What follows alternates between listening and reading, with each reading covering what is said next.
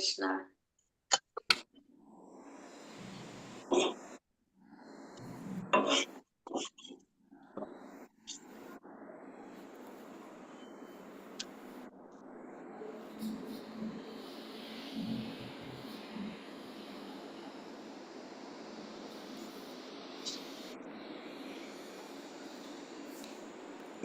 ഹരേ കൃഷ്ണ. ഓം നമോ ഭഗവതേ വാസുദേവായ.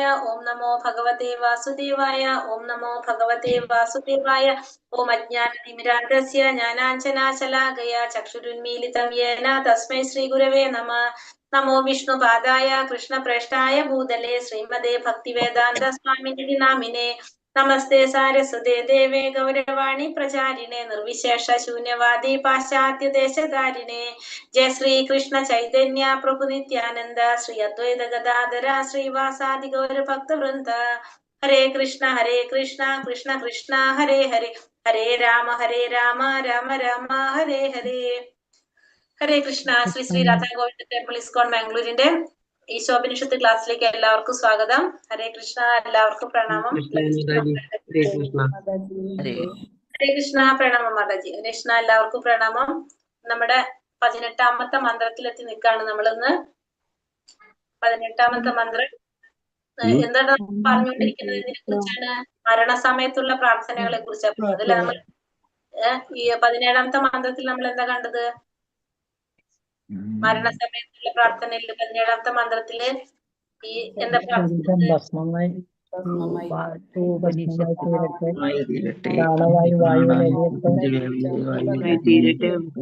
വായുവിൽ അലിയട്ടെ, അലിഞ്ഞു ചേരട്ടെ.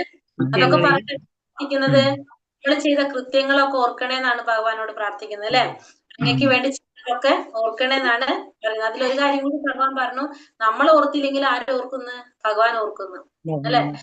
നമ്മളിത് പ്രാർത്ഥിക്കാൻ വേണ്ടി നമ്മൾ മറന്നാലും ഭഗവാൻ മറക്കൂല എന്നുള്ള കാര്യം നമുക്ക് അവിടെ ക്ലിയർ ആയി. അപ്പൊ നമ്മൾ ചെയ്താൽ മതി, ബാക്കിയൊക്കെ ഭഗവാൻ നോക്കിക്കോളും. അത് നമുക്ക് മനസ്സിലായി. ഇനി 18ാമത്തെ മന്ത്രത്തില് എന്താ പറയുന്നത്? ഭഗവാനോട് നമ്മൾ ഈ ജന്മത്തിൽ ചെയ്തത് മാത്രമേ നമുക്ക് പറയാൻ പറ്റുള്ളൂ. പക്ഷെ പൂർവ്വജന്മങ്ങളിൽ നമ്മൾ എന്തൊക്കെ ചെയ്തു പോയിട്ടുണ്ടോ നമുക്കറിയില്ല. അത് ആർക്ക് മാത്രമേ അറിയുള്ളൂ? ഭഗവാന് മാത്രമേ അറിയുള്ളൂ അല്ലെ. അപ്പൊ ഭഗവാനോട് പറയുന്നതാണ്, പൂർവ്വജന്മങ്ങളിൽ നമ്മൾ ചെയ്തു പോയ കാര്യങ്ങൾ ഓർത്തിട്ട് നമുക്ക് എന്തിലേക്കുള്ള വഴി കാണിച്ചു തരാൻ, ഭഗവാന്റെ അടുത്തേക്കുള്ള വഴി കാണിച്ചു തരാനുള്ള പ്രാർത്ഥനയാണ് എന്ത് 18ാമത്തെ മന്ത്രത്തില് പറയുന്നത്. അപ്പൊ ഈ ജന്മങ്ങളിൽ ഇപ്പൊ ചെയ്ത കൃത്യങ്ങളും മാത്രല്ല, പൂർവ്വജന്മങ്ങളെ കുറിച്ചും ആണ് അവിടെ എന്ന് പറയുന്നത്. 18ാമത്തെ മന്ത്രത്തില് ഹരേ കൃഷ്ണ. ഓം നമോ ഭഗവതേ വാസുദേവായ. അഗ്നേനയ സുപതാരായ അസ്മാൻ വിശ്വാനി ദേവ വയുനാനി വിദ്വാൻ യുയോത്യസ്മജ്ജുഹുരാണമേനോ ഭൂയിഷ്ഠാം തേ നാമ ഉക്തിം വിധേമ. അഗ്നേനയ സുപതാരായ അസ്മാൻ വിശ്വാനി ദേവ വയുനാനി വിദ്വാൻ യുയോത്യസ്മജ്ജുഹുരാണമേനോ ഭൂയിഷ്ഠാം തേ നാമ ഉക്തിം വിധേമ. ചൊല്ലാം.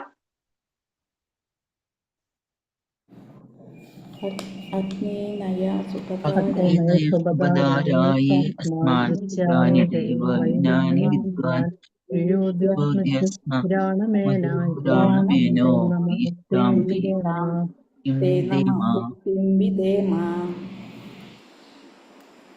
ഹരേ കൃഷ്ണ. ഇവിടെ എന്താ പറയുന്നത്? വിവർത്തനം. അഗ്നിയെ പോലെ തേജസ്വിയായ സർവേശ്വര. ഭഗവാൻ ഇവിടെ അഗ്നിയോടാണ് ഉപമിക്കുന്നത്. അഗ്നിയെ പോലെ തേജസ്വിയായ സർവേശ്വര, സർവശക്ത, ഞാൻ ഇപ്പോൾ നമസ്കാര വചനങ്ങൾ പറഞ്ഞുകൊണ്ട് അങ്ങയുടെ കാൽക്കൽ സാഷ്ടാംഗം വീഴുന്നു.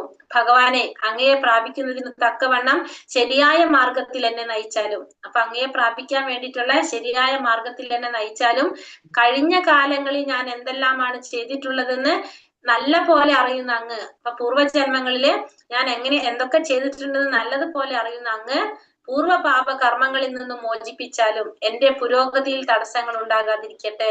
അപ്പോ എന്റെ പുരോഗതി എന്ന് പറയുന്നത് ഏതാണ്? അപ്പോ ഭഗവാന്റെ അടുത്തേക്ക് എത്താന്നുള്ളത് അല്ലെ. ഇത് മരണ സമയത്തുള്ള പ്രാർത്ഥനയാണ്. അപ്പൊ നമ്മുടെ പിന്നത്തെ പുരോഗതി എന്ന് പറയുന്നത് എന്താണ്?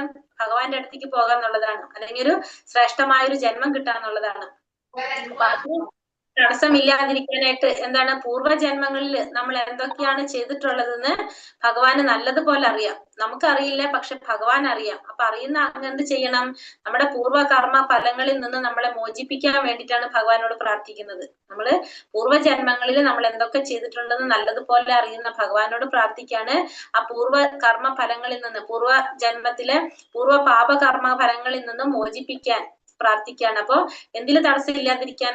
നമ്മുടെ പുരോഗതിയിൽ തടസ്സങ്ങൾ ഇല്ലാതിരിക്കാനായിട്ട്. അപ്പൊ ഭഗവാനെ അഗ്നിയെ പോലെ, അഗ്നിയോടാണ് ഇവിടെ ഉപമിക്കുന്നത്. അഗ്നിക്കുള്ള പ്രത്യേകത എന്താണ്?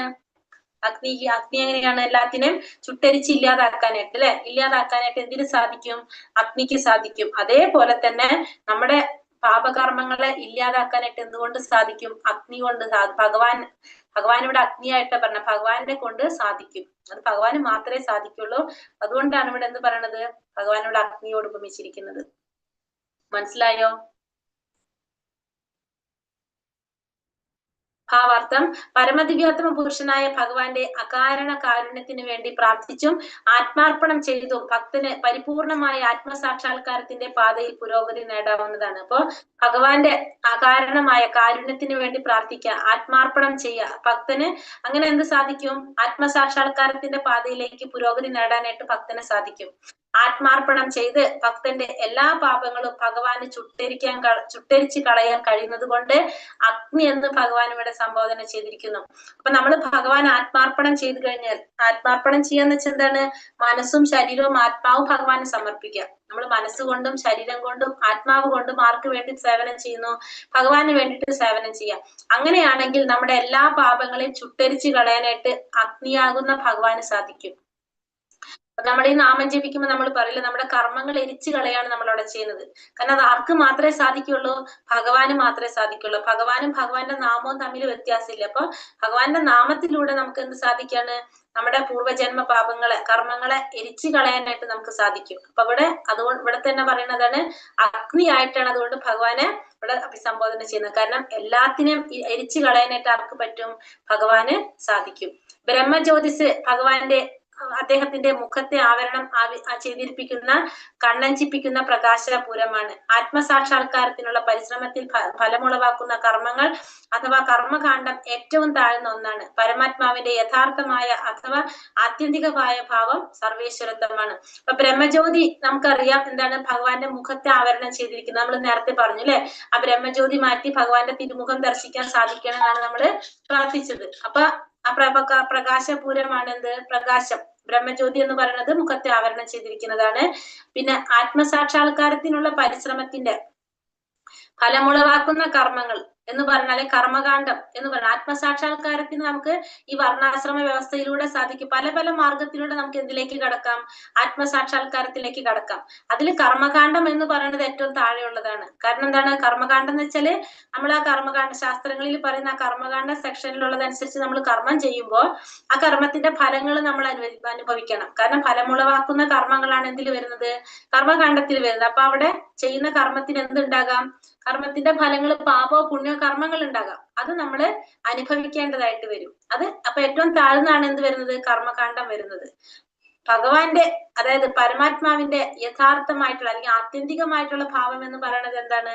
സർവേശ്വരത്വം. സർവേശ്വരനാണ് ഭഗവാൻ.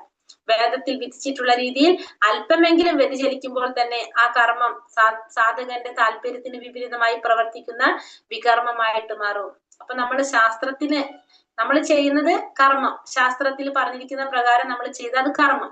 അതിൽ നിന്ന് അല്പമെങ്കിലും വ്യതിചലിച്ചു കഴിഞ്ഞാൽ അത് എന്തായിട്ട് മാറും? വികർമ്മമായിട്ട് മാറും. വികർമ്മം എന്ന് വെച്ചാൽ എന്താണ്? വിരുദ്ധമായിട്ടുള്ള കർമ്മം. അപ്പൊ അതില് നമ്മള് ശാസ്ത്രവിധി പ്രകാരം ചെയ്യുന്നതാണ് കർമ്മം. അത് ശാസ്ത്രവിധിയിൽ പറഞ്ഞിരിക്കുന്നതിന് അല്പമെങ്കിലും നമ്മൾ വ്യതിചലിച്ചു കഴിഞ്ഞാൽ അത് എന്താവും? വികർമ്മമായിട്ട് മാറും. ആത്മസാക്ഷാത്കാരം മനുഷ്യാകാരത്തിൽ മാത്രമേ നേടുവാൻ സാധിക്കൂ. മറ്റു രൂപങ്ങളിൽ നിന്നുകൊണ്ട് സാധിക്കില്ല. അപ്പൊ നമുക്ക് ആത്മസാക്ഷാത്കാരം നേടാനായിട്ട് 84 ലക്ഷം ജീവിവർഗങ്ങളിൽ ഏതിലൂടെ മാത്രമേ സാധിക്കുള്ളൂ? മനുഷ്യനിലൂടെ മാത്രം, മനുഷ്യന്റെ ആ രൂപത്തിലൂടെ മാത്രമേ സാധിക്കുള്ളൂ. വേറെ ഒന്നിലും സാധിക്കില്ല. 84 ലക്ഷം ജീവികളിൽ വെച്ച് ബ്രഹ്മസംസ്കാരം കൊണ്ട് ധന്യമായ മനുഷ്യ ജീവിതത്തിന് മാത്രമേ നിരതമായ ആത്മജ്ഞാനത്തിനുള്ള അർഹത സിദ്ധിച്ചിട്ടുള്ളൂ. അപ്പൊ 84 ലക്ഷത്തില് മനുഷ്യർക്ക് മാത്രമേ അത് സാധിക്കുന്നുള്ളൂ. സത്യം, ഇന്ദ്രിയ നിഗ്രഹണം, തിദിക്ഷ അതായത് ക്ഷമ, സാരല്യം, സമ്പൂർണമായ ജ്ഞാനം, ഈശ്വരനിൽ സമ്പൂർണമായ വിശ്വാസം എന്നിവയെല്ലാം ബ്രഹ്മ സംസ്കാരത്തിന്റെ ലക്ഷണങ്ങളാണ്. ഇവിടെ എന്താണ്? സത്യം, പിന്നെ ഇന്ദ്രിയങ്ങളെ നിയന്ത്രിക്കുക, ക്ഷമ, സാരല്യം, നമുക്ക് എന്തുണ്ടാവാം? സാരല്യം എന്ന് വെച്ചാൽ ലാളിത്യം, പിന്നെ സമ്പൂർണമായ ജ്ഞാനം, അറിവ്, വിശ്വാസം, ഭഗവാനിലുള്ള വിശ്വാസം, ഇതൊക്കെ എന്തിന്റെ ലക്ഷണങ്ങളാണ്? ബ്രഹ്മ സംസ്കാരത്തിന്റെ ലക്ഷണങ്ങളാണ് ഈ പറഞ്ഞതെല്ലാം. തന്റെ ഉദാത്തമായ പൈതൃകത്തിൽ അഹങ്കാരം ഉണ്ടായത് കൊണ്ട് മാത്രമായില്ല ബ്രാഹ്മണന്റെ പുത്രനായി പിറക്കുന്നത് ബ്രാഹ്മണനായി തീരാനുള്ള സാധ്യതയുള്ളതാക്കുന്നു. ഇവിടെ ബ്രാഹ്മണന്റെ പുത്രനായിട്ട് പിറന്നു കഴിഞ്ഞാൽ എന്താണ്? ബ്രാഹ്മണനായിട്ട് പിറക്കുന്നത് ബ്രാഹ്മണനായി തീരാനുള്ള സാധ്യതയുള്ള ഇവിടെ എഴുതുന്നത്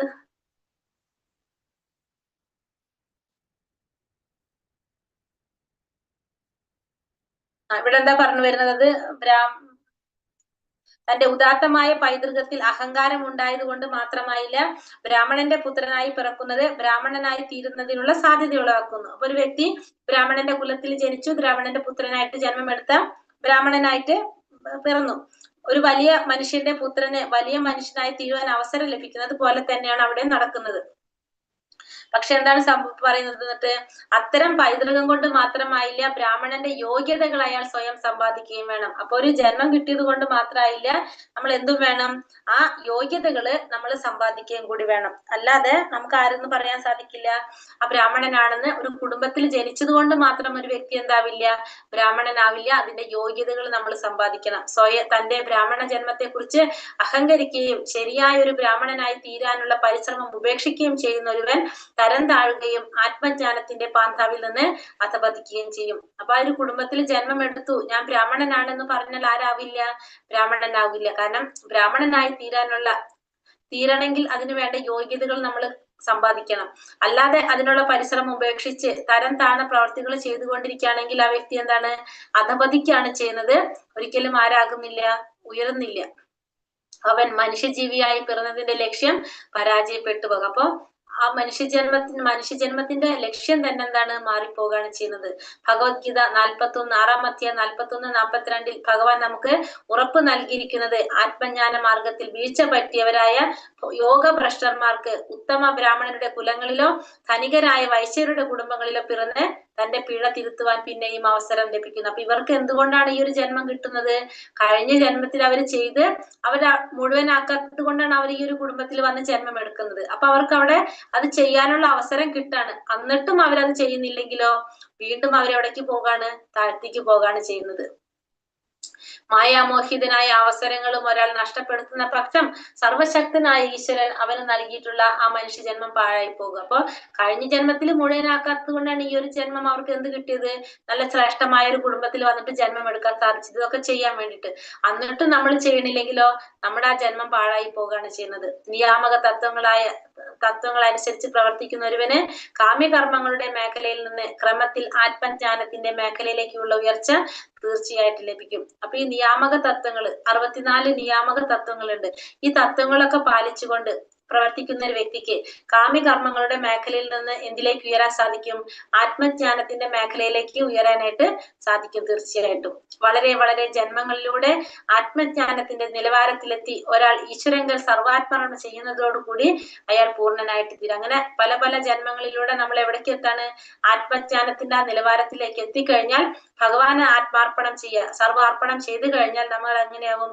നമ്മൾ പരിപൂർണമായിട്ട് തീരുകയും ചെയ്യും. ഒരാൾ ആരംഭത്തിൽ തന്നെ ആത്മാർപ്പണം ചെയ്യുന്നെങ്കിൽ ഭക്തിമാർഗത്തെ അവലംബിക്കുന്നത് കൊണ്ട് മാത്രം അയാൾ എല്ലാ ഘട്ടങ്ങളും ഒറ്റയടിക്ക് തരണം ചെയ്യുന്നു. ഇപ്പൊ ഒരാൾക്ക് ചിലവർക്ക് എന്താണ്? പെട്ടെന്ന് തന്നെ സാധിക്കും, ആത്മാർപ്പണം ചെയ്യാനായിട്ട് സാധിക്കും. ആരംഭത്തിൽ തന്നെ ചെയ്യുകയാണെങ്കിൽ അയാൾക്ക് എന്താണ്? എല്ലാ ഘട്ടങ്ങളെയും ആൾക്ക് ഒറ്റയടിക്ക് കഴിഞ്ഞ ജന്മത്തിൽ അത്രയും ഘട്ടങ്ങൾ അയാൾ കവർ ചെയ്ത് വെച്ചിരിക്കുകയാണ്. അതുകൊണ്ടാണ് ഇവിടെ പെട്ടെന്ന് സാധിക്കുന്നത്, പെട്ടെന്ന് തന്നെ അതിലേക്ക് കടക്കാനായിട്ട് ആത്മാർപ്പണം ചെയ്യാൻ സാധിക്കുന്നത്. അപ്പൊ എല്ലാ ഘട്ടങ്ങളും ഒറ്റയടിക്ക് തരണം ചെയ്തു എന്ന് പറയാം നമുക്ക്. ഭഗവത്ഗീത 18 അധ്യായം 66 ശ്ലോകത്തിൽ പറഞ്ഞിട്ടുള്ളത് പോലെ ഭഗവാൻ തന്നെ ശരണം പ്രാപിച്ചിട്ടുള്ള ജീവന്റെ യോഗക്ഷേമ കാര്യങ്ങൾ സ്വയം ഏറ്റെടുക്കുകയും പാപകർമ്മങ്ങളിൽ നിന്ന് മോചിപ്പിക്കുകയും ചെയ്യും. അപ്പൊ ഭഗവാനെ ശരണം പ്രാപിച്ചവരുടെ ക്ഷേമ പ്രവർത്തനങ്ങൾ ആരെ ഏറ്റെടുക്കാണ്? ഭഗവാൻ ഏറ്റെടുത്ത് ആ പാപകർമ്മങ്ങളിൽ നിന്ന് നമ്മളെ ഭഗവാൻ മോചിപ്പിക്കുന്നു. കർമ്മകാണ്ഡത്തിൽ വളരെ പാപകർമ്മങ്ങൾ ഉൾക്കൊള്ളുന്നുണ്ട്, ജ്ഞാനകാണ്ഡത്തിൽ താരതമ്യേന പാപകർമ്മങ്ങൾ കുറവാണ്. അപ്പൊ ഈ കർമ്മകാണ്ഡം സെക്ഷനിൽ എങ്ങനെയാണ് കുറെ കർമ്മങ്ങള് പാപകർമ്മങ്ങളാണ് അതിൽ ഉൾക്കൊള്ളുന്നത്. പക്ഷെ ജ്ഞാനകാണ്ഡത്തിലാണെങ്കിലോ പാപകർമ്മങ്ങള് താരതമ്യേന കുറവാണ്. അപ്പൊ കർമ്മകാണ്ഡത്തിൽ പറഞ്ഞിരിക്കുന്നത് കുറെ കാര്യങ്ങൾ എങ്ങനെയാണ് പാപകർമ്മങ്ങൾ ഉൾക്കൊള്ളുന്നതാണ്. ജ്ഞാനകാണ്ഡത്തിൽ അത് കുറവാണ്. ഭക്തിയുടെ മാർഗത്തിൽ സഞ്ചരിക്കുന്നവന് പാപകർമ്മങ്ങൾ ചെയ്യുന്നതിനുള്ള അവസരം ഒട്ടും തന്നെ ഇല്ല എന്ന് പറയും. അപ്പൊ ഭക്തിയുടെ മാർഗത്തിൽ കൂടെ പോകുകയാണെങ്കിൽ ആ വ്യക്തിക്ക് എന്തുണ്ടാവില്ല? പാപം ചെയ്യാനുള്ള അവസരം ഉണ്ടാവില്ല. അതായത് കർമ്മകാണ്ഡത്തെക്കാളും നല്ലതാണ് ഭക്തിമാർഗം എന്നാണ് ഇവിടെ പറഞ്ഞു വരുന്നത്. കർമ്മകാണ്ഡം അതായത് ശാസ്ത്രങ്ങളിൽ പറയുന്നത് പ്രകാരം നമ്മൾ കർമ്മങ്ങൾ ചെയ്യുമ്പോൾ അവിടെ നമുക്ക് എന്ത് സംഭവിക്കാം? കുറെ കർമ്മങ്ങൾ നമുക്ക് എന്തുണ്ടാവും? പാപകർമ്മങ്ങൾ, അതിന്റെ ഫലങ്ങളുള്ള കർമ്മങ്ങളാണ്. ഫലം പുണ്യമാവാം പാപമാവാം, അതുണ്ടാവും. പക്ഷെ നമുക്ക് ഭക്തിമാർഗത്തിലൂടെ പോകുകയാണെങ്കിൽ നമുക്ക് അത് നോക്കേണ്ട ആവശ്യമില്ല. നമ്മൾ ഭഗവത്ഗീതയിൽ പറയുന്നുണ്ട് അല്ലെ, ഒന്നുകിൽ നമുക്ക് ശാസ്ത്രത്തിൽ പറഞ്ഞിരിക്കുന്ന പ്രകാരം കർമ്മങ്ങൾ ചെയ്ത് ശാസ്ത്രത്തിൽ പ്രകാരം പോകാം, അല്ലെങ്കിൽ നേരിട്ട് നമുക്ക് ഭക്തിമാർഗത്തിലേക്ക് കടക്കാം. അപ്പൊ നമുക്ക് എന്താണ് ഈ ശാസ്ത്രങ്ങളിൽ ചെയ്യുന്ന അതിന്റെ ഫലവും നമുക്ക് കിട്ടും, പ്ലസ് ഭഗവാന്റെ ധാമവും കിട്ടും. അപ്പൊ നമുക്ക് ഏതാണ് നല്ലത്? ഭക്തിമാർഗമാണ് നല്ലത്. അപ്പൊ അല്ലാത്തവർക്കാണ് എന്ന് പറഞ്ഞിരിക്കുന്നത് ഇപ്പൊ ഈ വർണ്ണാശ്രമ വ്യവസ്ഥകളൊക്കെ നമ്മളെപ്പോഴും ഫലം ആഗ്രഹിച്ചുകൊണ്ട് പെട്ടെന്നൊരു കർമ്മം ഒരാളോട് ഭഗവാനെ സേവിക്കാൻ പറഞ്ഞാൽ അവർ ചെയ്യണമെന്നില്ല. പക്ഷെ നമുക്ക് എന്തെങ്കിലും കാര്യത്തിന് വേണ്ടി ചെയ്യാൻ പറഞ്ഞാൽ നമ്മൾ അത് ചെയ്യും. അപ്പൊ അങ്ങനെ ചെയ്ത് നമുക്ക് പതുക്കെ എന്തിലേക്ക് ഉയരാൻ സാധിക്കും? ഈ ഭക്തിയിലേക്ക് കടക്കാൻ പറ്റും. അപ്പൊ അതുകൊണ്ട് നമ്മൾ ആദ്യം ആ കർമ്മകാണ്ഡത്തിലൂടെ പോകുന്നതിന്റെ റീസൺ അവിടെയാണ്. അല്ല, നമുക്കത് മനസ്സിലാക്കി കഴിഞ്ഞ് നമുക്ക് നേരെ എന്തിലേക്ക് കടന്നാൽ മതി? ഭക്തിമാർഗത്തിലേക്ക് കടന്നാൽ മതി. ഭഗവത് ഭക്തന് അവിടുത്തെ ഗുണങ്ങൾ തന്നെ ലഭ്യമാകുന്നു. അപ്പൊ ഭഗവാന്റെ ഭക്തനെ നമുക്ക് എന്ത് പറയാൻ സാധിക്കും? ഒരു ഭഗവാൻ എന്ന് പറയാൻ സാധിക്കും. കാരണം ഭഗവാന്റെ എല്ലാ ഗുണങ്ങളും ആരിലുണ്ടാവും? ഭഗവാന്റെ ഭക്തന്മാരിലുണ്ടാവും, ശുദ്ധ ഭക്തന്മാരിൽ. ഒരു യഥാർത്ഥ ഭക്തൻ ബ്രാഹ്മണ കുലത്തിലല്ല ജന്മം എടുത്തതെങ്കിലും അയാൾക്ക് യാഗാദികൾ ചെയ്യുന്നതിന് അധികാരമുള്ള ബ്രാഹ്മണന്റെ യോഗ്യതകൾ താനെ ലഭിക്കും. ഒരു ഭക്തന് പ്രവൃത്തിയിലൂടെ നമുക്ക് എന്തിലേക്ക് ഉയർന്നു വരാൻ സാധിക്കും? ഒരു ബ്രാഹ്മണന്റെ കുലത്തിലേക്ക് ഉയർന്നു വരാൻ സാധിക്കും, ബ്രാഹ്മണ കുലത്തിൽ ജന്മം എടുത്തില്ലെങ്കിൽ പോലും. അപ്പൊ യാഗങ്ങളൊക്കെ ചെയ്യാനുള്ള യോഗ്യതകൾ ആർക്ക് ലഭിക്കും? ഒരു ബ്രാഹ്മണന് ഉണ്ടാകും. സർവശക്തനായ ഭഗവാൻ എല്ലാവരുടെയും ഹൃദയത്തിൽ ഇരിക്കുന്നത് കൊണ്ട് അദ്ദേഹത്തിന് അവിടെ ഇരുന്നു കൊണ്ട് തന്നെ ആത്മാർത്ഥ ഭക്തന് ശരിയായ മാർഗത്തിൽ പ്രവേശിക്കുന്നതിന് വേണ്ടതായ നിർദ്ദേശങ്ങൾ നൽകാൻ സാധിക്കും. അപ്പൊ ഭഗവാൻ എല്ലാവരുടെ ഹൃദയത്തിലും ഭഗവാനുണ്ട്. ഒരു ഭക്തന് വേണ്ട നിർദ്ദേശം നൽകാൻ ആർക്ക് സാധിക്കും? ഭഗവാന് സാധിക്കും. ഭാഗവതം 11-ാം സ്കന്ധം 5-ാം അധ്യായം 42-ാം ശ്ലോകത്തിൽ പറയുന്നത് സ്വപാദമൂലം ഭജിത പ്രിയസ്യ ത്യക്ത്യാന്യ ഭാവസ്യ ഹരി പരേശ വികർമ്മ യച്ചോത്പതിതം കഥാചിദ്ദൂനോതി സർവം ഹൃദി സന്നിവിഷ്ടം. ഭഗവാൻ ഭക്തനിൽ അത്രത്തോളം കൃപാമയനാണ്. ഭക്തൻ ചിലപ്പോൾ വികർമ്മമായി ബന്ധപ്പെടുന്നെങ്കിൽ പോലും വേദവിരുദ്ധമായ പ്രവർത്തികളിൽ ഏർപ്പെടുന്നു എങ്കിൽ പോലും ഭഗവാൻ അവന്റെ ഹൃദയത്തിൽ ഇരുന്നു കൊണ്ട് അവനെ വിലക്കുന്നു. എന്തുകൊണ്ടെന്നാൽ ഭക്തന്മാർ ഭഗവാൻ അത്രത്തോളം പ്രിയപ്പെട്ടവനാണ്. അപ്പൊ ഒരു ഭക്തൻ വികർമ്മം ചെയ്താൽ പോലും, അല്ലെങ്കിൽ ശാസ്ത്രങ്ങൾക്ക് വിരുദ്ധമായിട്ടുള്ള കർമ്മം ചെയ്താൽ പോലും ആ ഭഗവാൻ ആ ഭക്തന്റെ ഹൃദയത്തിൽ ഇരുന്നു കൊണ്ട് അതിൽ നിന്ന് ആ ഭക്തനെ വിലക്കും. കാരണം ആ ഭഗവാൻ അത്രത്തോളം പ്രിയപ്പെട്ടവനാണ്.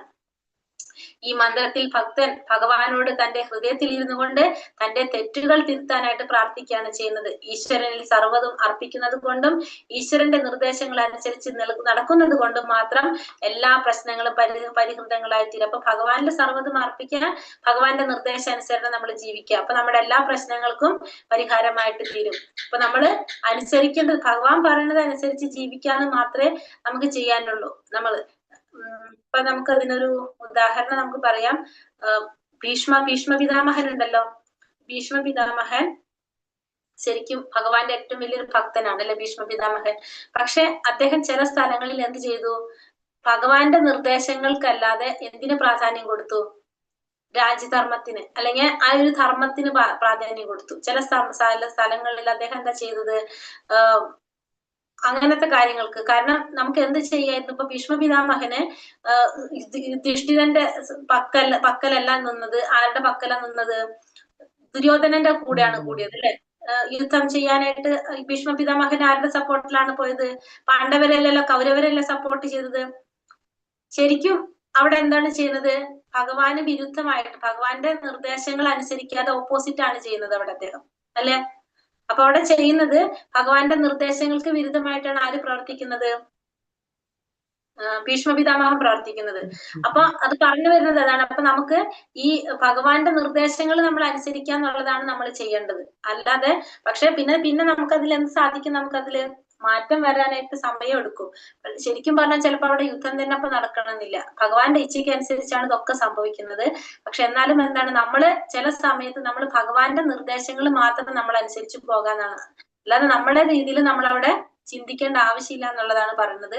അപ്പൊ ഇത്രയും വലിയൊരു ഭക്തനാണെങ്കിലും ചില സമയത്ത് അവിടെ എന്ത് നടക്കുന്നുണ്ട്, ഭഗവാന്റെ നിർദ്ദേശങ്ങളെല്ലാം തന്റെ ആഗ്രഹങ്ങൾ അല്ലെങ്കിൽ തന്റെ എന്താ പറയാ തന്റെ കാഴ്ചപ്പാടിലൂടെയും അവിടെ കാണുന്നുണ്ട്. ഭീഷ്മപിതാമഹൻ ചെയ്തൊരു പ്രോബ്ലം അവിടെ അതാണ് സംഭവിക്കുന്നത്. അദ്ദേഹം ചില സമയത്ത് എന്ത് ചെയ്തു, ഭഗവാന്റെ നിർദ്ദേശങ്ങളെക്കാളും കൂടുതൽ അവിടെ ധർമ്മത്തിന് അല്ലെങ്കിൽ അതിന് പ്രാധാന്യം കൊടുക്കുന്നുണ്ട് അവിടെ. അപ്പൊ ഈശ്വരൻ രണ്ട് രീതിയിലാണ് മാർഗനിർദ്ദേശങ്ങൾ നൽകുന്നത്. ഋഷികളും വേദങ്ങളും ആത്മീയ ഗുരുക്കന്മാരും മുഖേന ഒരു വിധി. ഒന്നാമത്തെ നമുക്ക് നിർദ്ദേശം തരുന്നത് എങ്ങനെയാണ് ഭഗവാൻ നമുക്ക് ഒന്ന് ആചാര്യന്മാരിലൂടെ, ഋഷികളിലൂടെ, വേദങ്ങളിലൂടെ, ഗുരുക്കന്മാരിലൂടെ നമുക്ക് നിർദ്ദേശങ്ങൾ നൽകും. മറ്റൊരു രീതിയില് ഭക്തന്റെ ഹൃദയത്തിൽ ഇരുന്നു കൊണ്ട് നമുക്ക് നേരിട്ട് ഭഗവാൻ ആരാണ് ഉപദേഷ്ടാവായിട്ട് നമ്മൾ പ്രവർത്തിക്കുക. അപ്പൊ രണ്ട് തരത്തിൽ നമുക്ക് ഭഗവാൻ ഇവിടെ നിർദ്ദേശങ്ങൾ തരുന്നുണ്ട്. ഈ ഭൗതിക പ്രപഞ്ചത്തിൽ നമ്മൾ വന്നത് തന്നെ ഭഗവാനോട് അസൂയ തോന്നിയിട്ടാണ്. അപ്പൊ നമ്മളത് മാറ്റാനായിട്ട്, നമുക്ക് ആ കാര്യങ്ങൾ മനസ്സിലാക്കി തരാൻ രണ്ട് തരത്തിൽ ഭഗവാൻ ചെയ്യുന്നുണ്ട്. ഒന്ന് ശാസ്ത്രങ്ങളിലൂടെയും ഗുരുക്കന്മാരിലൂടെയും ഋഷികളിലൂടെയും. രണ്ടാമത്തത് നമ്മുടെ ഉള്ളിൽ ഇരുന്നു കൊണ്ട് പരമാത്മാവായിട്ട് ഉപദ്രഷ്ടാവായിട്ട് നമ്മുടെ ഉള്ളിൽ ഇരുന്നു കൊണ്ട്. ഇപ്രകാരം ഭക്തൻ വേദജ്ഞാനിയായി തീരുകയും എല്ലാ വിധത്തിലും സംരക്ഷിക്കപ്പെടുകയും ചെയ്യുന്നു. ഗുരുവിന്റെ രൂപത്തിലാണ് ഭഗവാൻ ഭക്തന് ദർശനം നൽകുന്നത്. ഒരു ഗുരുവിനെ ആശ്രയിക്കുന്നതിന് ഒരാൾക്ക് അവസരം കിട്ടിയാൽ തീരുമാനിക്കാം അയാൾ ഈശ്വരാനുഗ്രഹത്തിന് പാത്രമായി തീർന്നു. അപ്പൊ നമുക്ക് ഭഗവാൻ എങ്ങനെയാണ് ദർശനം തരുന്നത്? ഗുരുവിന്റെ രൂപത്തിൽ. കാരണം നമുക്ക് ഈ കാണാനായിട്ട് സാധിക്കുന്ന നമ്മുടെ എന്താ പറയാ പ്രത്യക്ഷത്തില് കാണുന്ന ഗുരു ആണ് ആര്? ഭഗവാൻ എന്ന് പറയുന്നത് പ്രത്യക്ഷത്തിൽ നമ്മൾ കാണുന്ന ഗുരു ഭഗവാൻ തന്നെയാണ്. അപ്പൊ ഒരു ഗുരുവിനെ നമുക്ക് ആശ്രയിക്കാൻ സാധിച്ച നമുക്ക് എന്ത് മനസ്സിലാക്കാം? നമ്മൾ ഭഗവാന്റെ അനുഗ്രഹത്തിന് പാത്രമായി തീർന്നു എന്നുള്ളത് നമുക്ക് മനസ്സിലാക്കാൻ സാധിക്കും. ഭഗവാന്റെ അപദാനങ്ങൾ കേൾക്കുന്നതും കീർത്തിക്കുന്നതും പവിത്ര കർമ്മങ്ങളാണ്. താൻ എല്ലാ ജീവജാലങ്ങളുടെയും ഹിതകാംക്ഷിയാകയാൽ എല്ലാവരും തന്നെ കുറിച്ച് പാടണമെന്നും കേൾക്കണമെന്നും ആരാഗ്രഹിക്കാണ്? ഭഗവാൻ ആഗ്രഹിക്കുന്നു. ഈശ്വര കഥകൾ കേട്ടും കേൾപ്പിച്ചും കൊണ്ടിരിക്കുന്നവന് അനാവശ്യ കാര്യങ്ങളിലുള്ള ആഗ്രഹങ്ങൾ ഇല്ലാതാവുകയും ഈശ്വരനിൽ ഭക്തി ഉറക്കുകയും ചെയ്യും. അപ്പൊ നമ്മൾ എന്ത് ചെയ്യണം?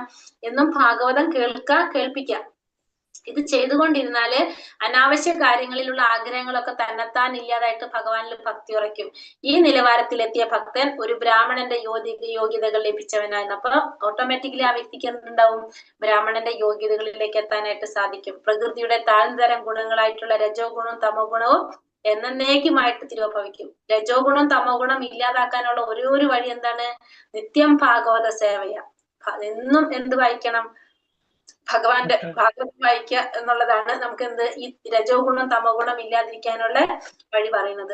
ഭഗവാന്റെ മാർഗത്തെയും ഭഗവത് പ്രാപ്തിക്കുള്ള ഉപായത്തെയും അവൻ അറിയുന്നു. എല്ലാ സംശയങ്ങളും അസ്തമിക്കുന്നത് കൊണ്ട് അവൻ പരിശുദ്ധ ഭക്തിയുടെ ഉടമയായിത്തീരും. അപ്പം ഭഗവാനിലേക്കുള്ള മാർഗത്തെ കുറിച്ചും ഭഗവാനെ പ്രാപിക്കാനുള്ള മാർഗങ്ങളെ കുറിച്ചും എല്ലാം അറിയുന്നത് കൊണ്ട് തന്നെ എല്ലാ സംശയങ്ങളും ഇല്ലാതാക്കി ഒരു പരിശുദ്ധ ഭക്തനായിട്ട് തീരാനായിട്ട് സാധിക്കും. ഹരേ കൃഷ്ണ കൃഷ്ണ കൃഷ്ണ ഹരേ ഹരേ, ഹരേ രാമ രാമ രാമ ഹരേ ഹരേ. വഞ്ചകൽപതരൂപേശ്ച കൃപാ സിന്ധോഭ്യവ ച പതിതാനാം പാവനേഭ്യോ വൈഷ്ണവേഭ്യോ നമോ നമഃ. അനന്ത കോടി വൈഷ്ണവൃന്ദ की जय, श्रील प्रभुपाद की जय, गुरुदेव की जय, निताय गौर परमानंदे. हरि हरि बोल. हरे कृष्णा हरे कृष्णा. हरे कृष्णा जी.